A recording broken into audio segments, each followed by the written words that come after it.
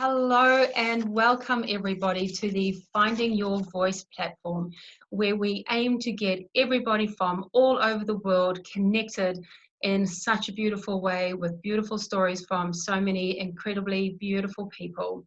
We have a time of social distancing, of self-isolation and of lockdown in so many different parts of the world, and this is how we're aiming to break through all those barriers. I am Laura, and today we meet with Trish Pemberton. Trish is a 50-year-old Māori woman. She has a daughter, 4 sons, and 5 beautiful grandchildren. She has been homeless. She's been the victim of child abuse from the age of 2 years old. She's coming from a place where she is a PTSD, a post-traumatic stress disorder sufferer, with a lot of depression. She's had a scare with breast cancer. She's been involved with workplace bullying. Some really intense experiences that Trish has actually gone through. With an incredible support network, she has gained 6 qualifications in 4 months, which I just think is incredible. Massive personal journey. I can't wait to hear more about it. You've gotten through a whole bunch of some really adverse life situations and circumstances. So Trish, welcome to our platform. I can't wait to talk more with you about what it is that you have to offer our viewers today. Hi Laura, hi everybody. Happy Friday. Is it Friday today? I hope it's Friday, I'm sure. I think it's Friday. I think when you're in isolation you forget, well, I've forgotten.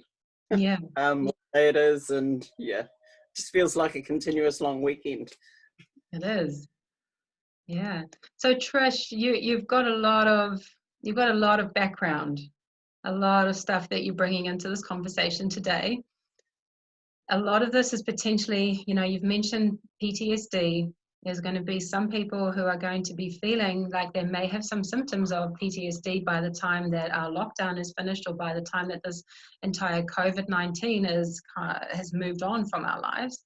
I'm wondering if you'd be able to talk to that and help us to understand what is PTSD and what kind of symptoms perhaps did you experience that other people may be able to identify with. Okay, so at first it was disbelief when I was diagnosed. It's because what I look at it as being is like a deeper form of depression. Mm. We all suffer from some kind of depression, but for me, the PTSD actually stops me in my tracks from doing things. Warning bells go off. I become physically immobile, and I'm trying to learn to I keep all negativity away from myself, because it has little triggers. You get triggered by all sorts of things, like this COVID virus at the moment. People will just hear virus and it'll send off major warning freak out in their head. And that's similar to what it does to me. I'm actually okay about the COVID virus. I think what will be. And I think as a nation, we're doing extremely well. There are a few out there that just are very blasé and letting it go. Yeah. But for a person like me, when I see people out there driving around and not adhering to the 2-meter rule, and just putting other people and myself at risk, that freaks me out. Education is everything, and we've had so much information fed to us online, and thanks to Cinta giving us, the most qualified updates that we could possibly have, we just think about others. So easy to do. Yeah, because when you do suffer from PTSD, I think I have this image in my mind, where you watch a movie and it's a wartime movie, but you don't always see what the war scene is, but you see the person who hears a loud bang, and then they've got flashes of the missiles landing and the bombs landing and people dying, and they have that response where they almost feel like they can't function in their daily life because they've got all these other things that keep flashing back into their life or into their current reality. And so I think with something like COVID, right, we've been told what it is that we can and can't do, but we've also got this unseen enemy, if you like, COVID-19, that's flying around, and we don't have any control over that. We don't know where it is. We can't see it. We can't feel it, and we don't even know that we've got it until later down the track when we start to actually show signs and symptoms of it. And so what I'm understanding is from your perspective, you are saying to everybody and you're pleading for everybody to actually be like, hey, think about the fact that just because you're functioning in your daily life and you're carrying on and you're ignoring the rules and you're just doing whatever it is because no one can tell me what to do, okay, to stop for a second and to just consider that there are other people out there who have got some other things going on which are really real for them. You know, like to be mindful of that. Let's start thinking about other people. Let's start expanding our own boundaries around our mindset. And, you know, it's not so much about you're being told to do this, now do it, or you're going to be sent to your room. It kind of feels like we've all been sent to our room a little bit, you know, to think about what we've done, you know, but at the same time, it's like you're speaking from the heart and you're saying, hey, everybody, hey, New Zealand, hey, the world, let's think about what it is that we are doing, because there are people out there who are worse off than us. And you're speaking from that place. Yep. Would you agree? I would. I mean, I'm one of those people, I mean, up until COVID came into light, I used to bake almost on a daily basis and take it around to family and friends that weren't as good at baking as what I am. I enjoy it. I love it. I give from my heart. You know, and I've had a few conversations with them. So they're saying, oh, we could really do with that, you know, those chocolate muffins right now. And, you know, trying to think how can I just kind of like sneak them up? I'll leave them on the driveway and you can send somebody down in 5 minutes to get them and stuff. But, you know, I've always done that because I think that I'm incredibly blessed for the situation that I'm in. Yeah. I have a home. I have food. You know, I have a vehicle. I'm doing better than I think than most. So I'm blessed for the fact of what I have on a daily basis. Constantly, I'm giving thanks for that.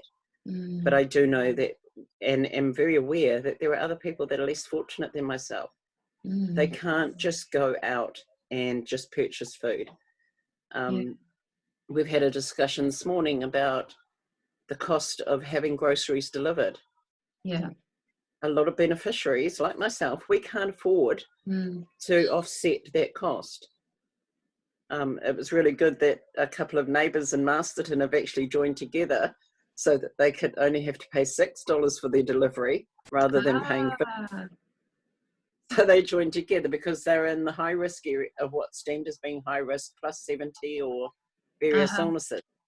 And so they decided to beat the system. They would put their shopping all in together to get it delivered at a cheaper price. Yeah, which I think is not so much about beating the system, it's about thinking smarter, you know, and it's about community, isn't it? It is. You know, why not just keep doing this from now on and save everybody a bit of money? You're saving the delivery company 2 trips out as well. So you're saving the environment as well. You know, everybody's happy, right?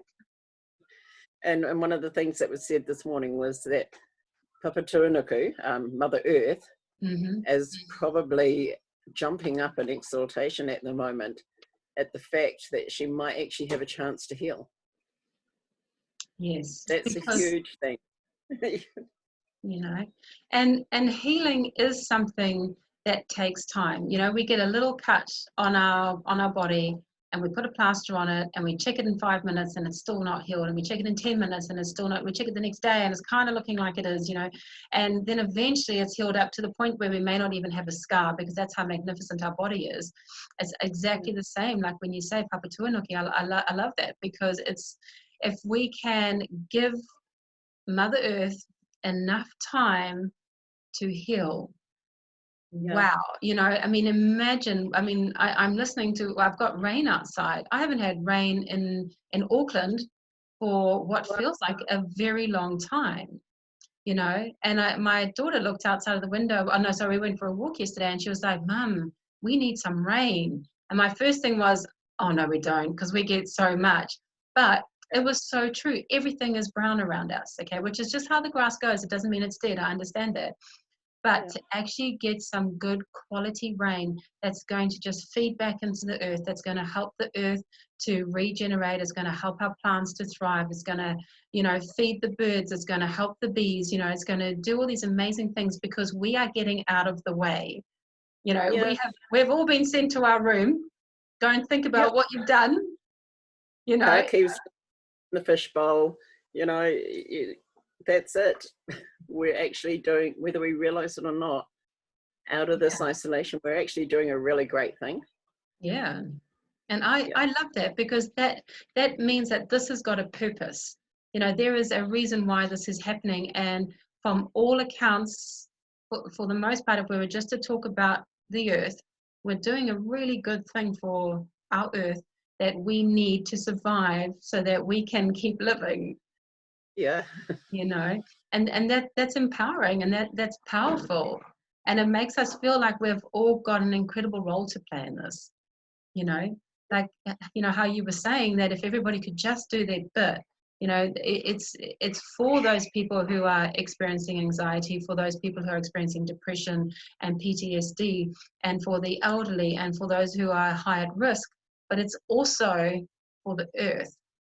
Yeah. You know, it kind of just chuckle about that. I was like, oh my gosh, you're so right. We've all left our cars parked up. You know, it was actually really great to see some of my neighbors walking around.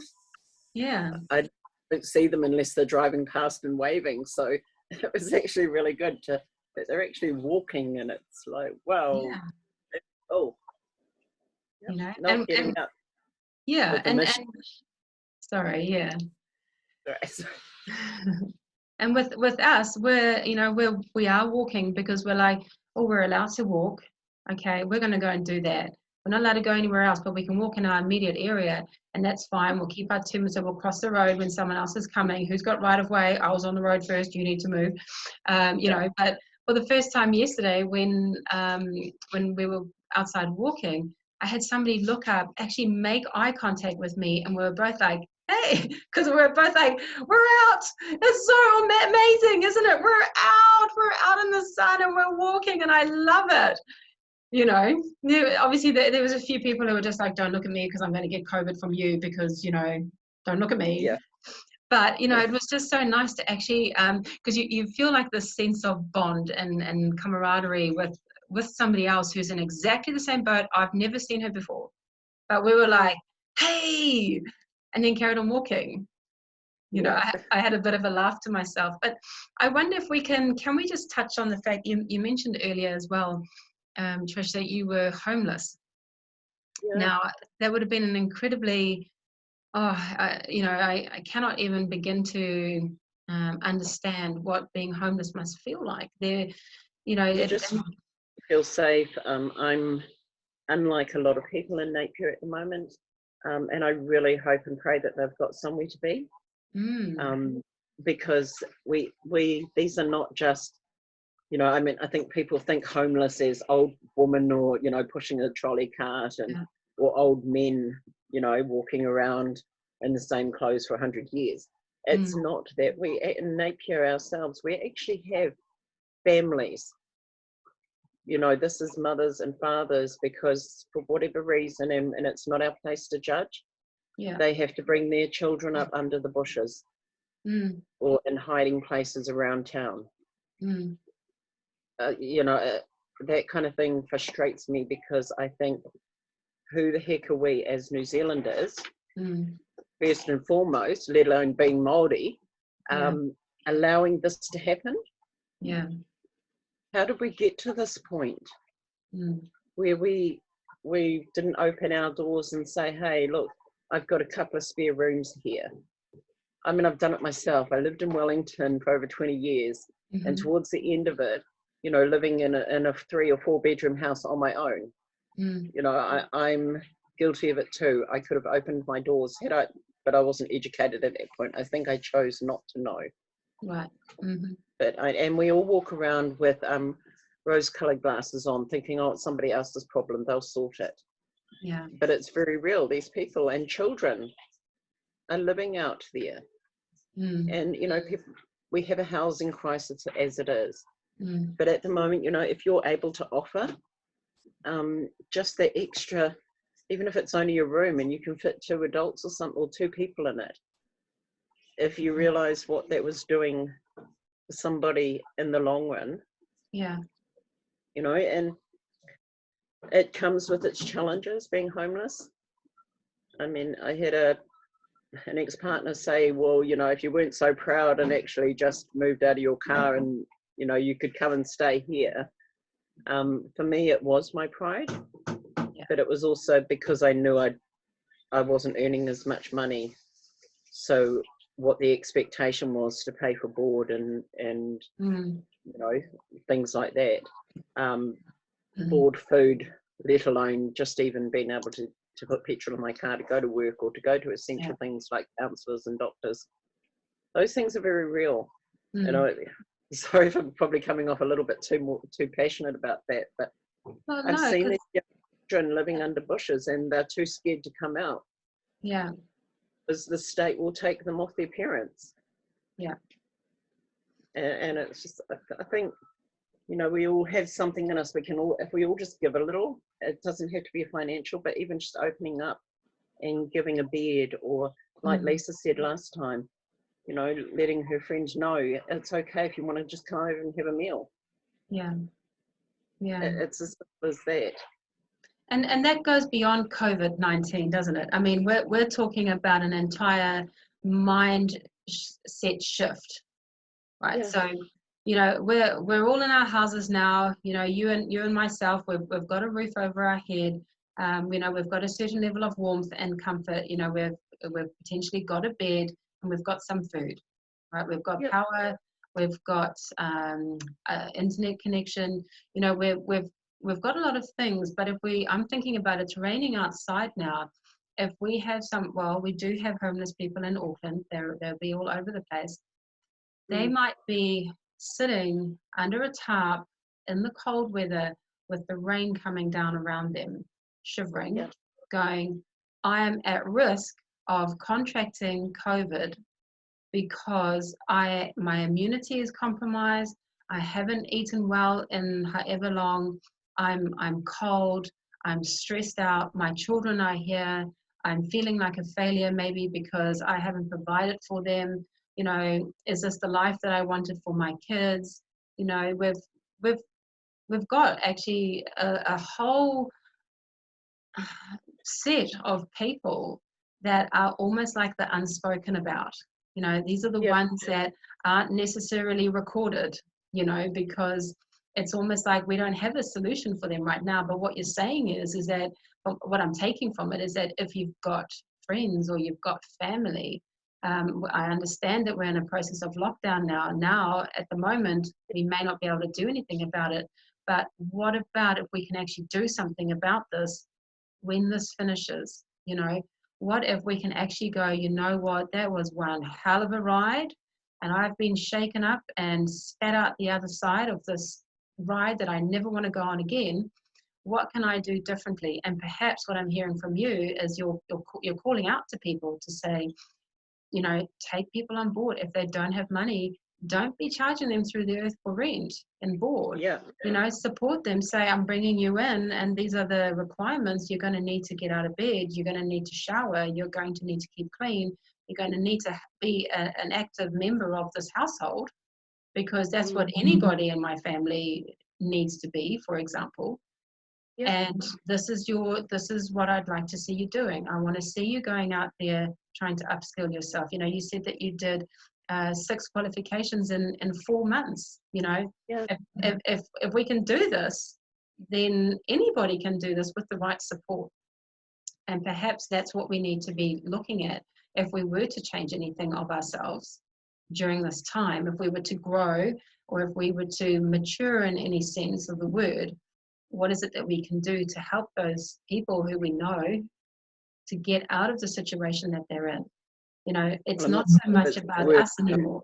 You know, it's time for self-reflection. exactly, And this is, yeah. And absolutely making our time on this earth. I mean, this is a great reminder, COVID, of that we can be just taken out just like that. Absolutely. Easy peasy, you know, almost like, I think when I was younger that my parents and that used to talk about how somebody over in China or Germany were just sitting there with this big red button, and at any time if New Zealand pissed them off, they were just going to push that button and we would cease to exist. Well, this is pretty much that situation right now. Yeah. So we're asking people to overanalyze where you're at, but it's just reflect on it. Reflect on your life so far. How great, I mean, I'm truly grateful and blessed that I have every day that I have, that I've had the opportunity to have 5 awesome children, and I have these amazing little human beings called my grandchildren, my mokos, coming up, and they've got opinions about everything, so they're constantly challenging me to better myself.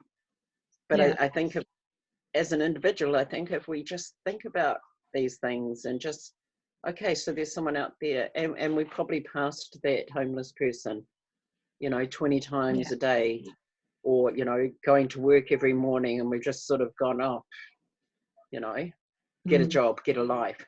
But we just have to think carefully, you know, we did that. I mean, for me, I didn't have any money. We're lucky we have the state system that we do. But I've always been one that if I didn't care if I had to go and clean toilets and stuff, if it was going to bring food home for my family, that's what we did. I had a husband that went out and worked in orchards and stuff. It was totally not his thing, but he did it for the sake of bringing home, you know, bread and butter and what have you, and helping to pay things.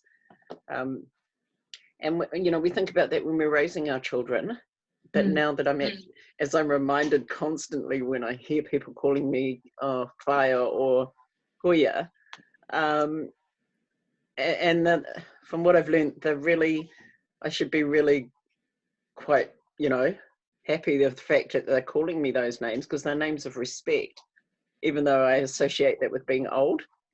And I don't see myself as being old, but I just think I have a greater purpose, just because my children are grown and my grandchildren are getting older now. I should be still sharing with others.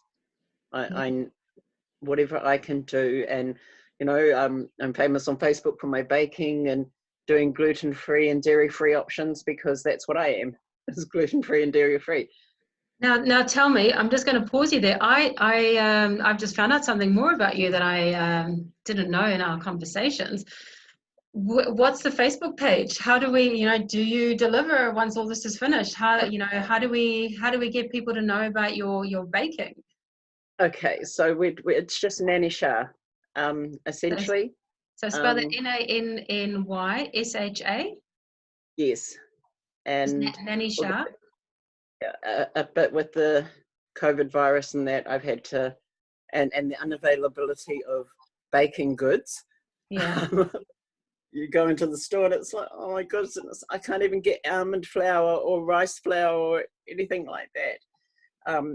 And we have looked at, I've got some really good friends, mainly my midi lady who does my midi every fortnight, which is Māori massage. It's a spiritual massage for those that don't know. Very great for the body, the whole tinana, the whole healing. And she said to me, girl, you should just sell it and that, but it's something I've always done from my heart.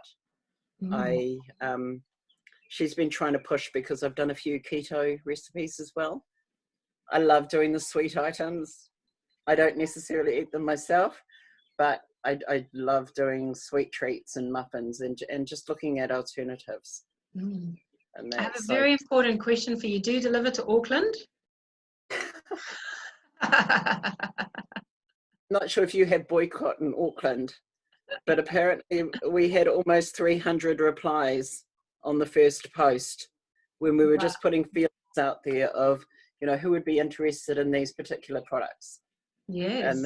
And yeah, but then the man and I call it the council came in, though I have I have food safety certificate 168 and 167, so I'm able to, you know, you've got to get your kitchen apparently certified.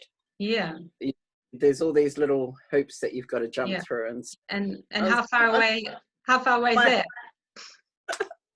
I'm just doing this from my heart. I'm not, you know, it's because I love to share, and you know, the way to my heart's through my stomach, and so I just think, you know, I have a talent, and I love to share that with people. Well, and, sorry, I was just going to say, you know, when you do something from your heart, the universe or the higher power that's around us, that guides us, tends to send the right people your way, and tends to really make sure that you are incredibly successful. It just might not happen in the blink of an eye, my experience, you know, but when you're doing something that you are like, I love this, and I'm going to do it because this just feels so amazing and perfect for me and everything, then potentially that is your purpose, potentially that is your calling to do. And it's over to each of us to then work out, okay, well, how do we do this? How do we live our purpose, and how do we follow our calling and our mission in life, and be able to be financially secure around it? So I want to put out there, and I'd love to promote you more, and feel free to send any testers my way, you know, is to, and this is all about my stomach at the moment, but is to really help people to find out more about you, because you're coming from such a beautiful place that, and obviously when you're looking at your healthier options, so your gluten-free options, your keto options, your dairy-free options, you know, your vegetarian options, your vegan options, you know, the world is slowly moving towards that place where that's becoming more acceptable, slowly. Okay, the stores have still got all the gluten-free and organic items on the shelf, if anyone's wondering. not you know, necessarily Hawke's Bay. Oh, really? I love that. I don't know whether it's just big ups for us around here, but yeah, they're not as accessible in Hawke's Bay. And because we have Cornucopia and Chantal's, well, they're not open at the moment. So that's where a lot of our organic items from. But yeah, maybe that's a big ups for Hawke's Bay for actually, you know, go Hawke's Bay. and all our grains and stuff. I mean, we're very lucky to be able to access a lot of that. But hey, it's a new day. Every day is a new day. We wake up, it's a fresh start. Absolutely. And I was sitting here this morning, you've just reminded me, we actually created cherry lamingtons at Christmas. So they had their at Christmas because we were sick of, everyone sees, I love strawberry lamingtons. That's my thing. I can't have the cream, so we found alternatives to that. But yeah, everyone's sort of like, what are those? What were they? And it's like, oh, cherry lamingtons. We just kind of figured we needed something that was more about Christmas, and you know, what better way to bring people around together as food. Yeah. We love it. So home cooking is still alive and well in Hawke's Bay. Good. Well, I would like to encourage you to see or look more into how you get that commercial kitchen. Great. I don't know how you do it, but you know, if there's a possibility out there, you know, you've got a beautiful story to go along with your products. You know, you're not just somebody who's trying to make a quick buck. You know, you're doing this from your heart, and you know, I believe that if you've had that much positive feedback about your food, perhaps this is what you can spend the next 3-4 weeks of your time while you're in lockdown, you know, thinking about, because this might be exactly the prompt that you need. This might be the time that you need to start looking into it and start working out how you are going to finance it and all that. And you know, I want to be kept informed as to what it is that you're doing, because you know, if you've got something new out, let me know. Fun. When my granddaughter comes, we always get the grandnieces from Hastings, and I line them all up on the bench, and they all have their own bowl each, and they have a recipe that they have to follow. I think God was punishing me for having so many sons, because I had these 3 granddaughters all at my bench, stressing me out. Yeah, yeah. You know, it's a horrible age. I feel sorry for their parents. Yeah. But you know, that's what we do during the holidays, as we're trying to, I'm Mm. trying to pass on my knowledge Yeah. to them, and then when they go home to their families, they can pass it on and show that, you know, being Mm. reminded that a particular other Nanny Christine, Yeah. she would have done it by now, Nan. She would have been so much faster than you. And this is icing muffins, and it's because I'm a perfectionist. Yeah. These things take time. And it's It's not a competition. oh, she goes, oh, but Nanny Christine would have done it by now. And I go, Nanny Christine probably went swish swash and that was it. I use piping bags. I like to see what you create. It's a chance Yeah. to be able to. I Yeah. love that. Do you know what I see for you? I see you could do a recipe book. You don't need a commercial kitchen for that. You could do live videos of how you're doing your meals and your preparations. There's so much potential for you right now, and I want to leave you with that, because I can see where it is that you can actually take this. There's such a call for people to you know, quick, easy baking that is healthy for you. Tick, tick, tick. You know, tick, tick, tick. This is great. So, just in closing, Trish, I'm just wondering, have you got a takeaway message that you would like to leave everybody with just before we shut off? Yeah, basically just be grateful for the day. Be grateful when we wake up, you know, or just open our eyes and look around our surroundings.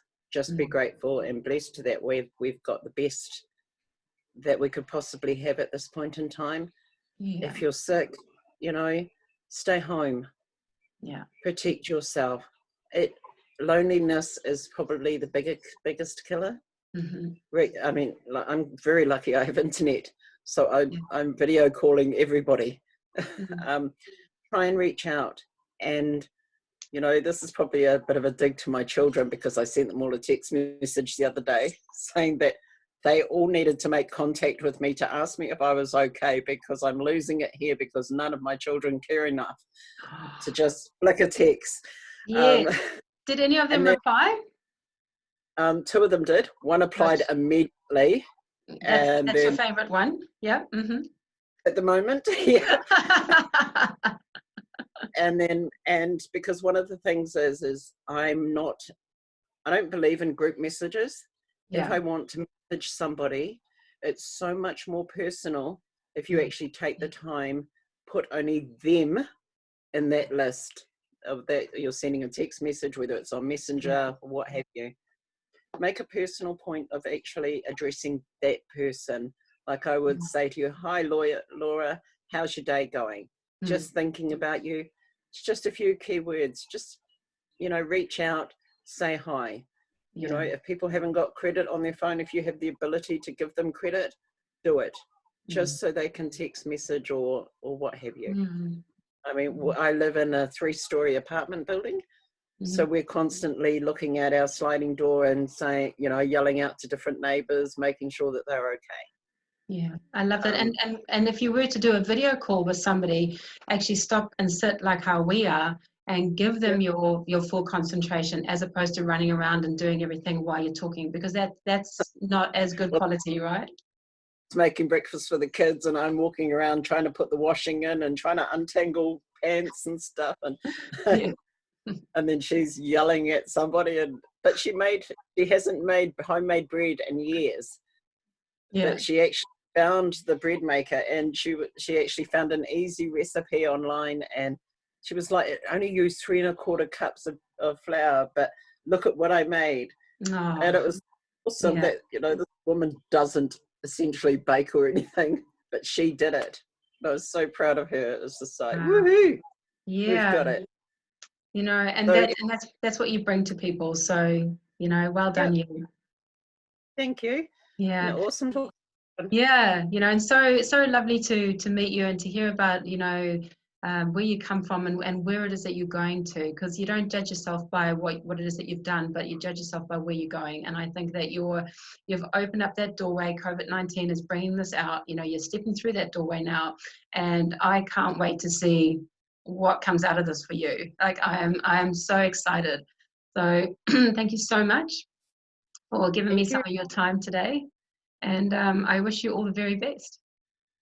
Yes, and don't forget to drink every 20 minutes. Water. Water, yes. Yeah. To dilute. Thank you so much, Trish. Catch you later. Bye. Bye.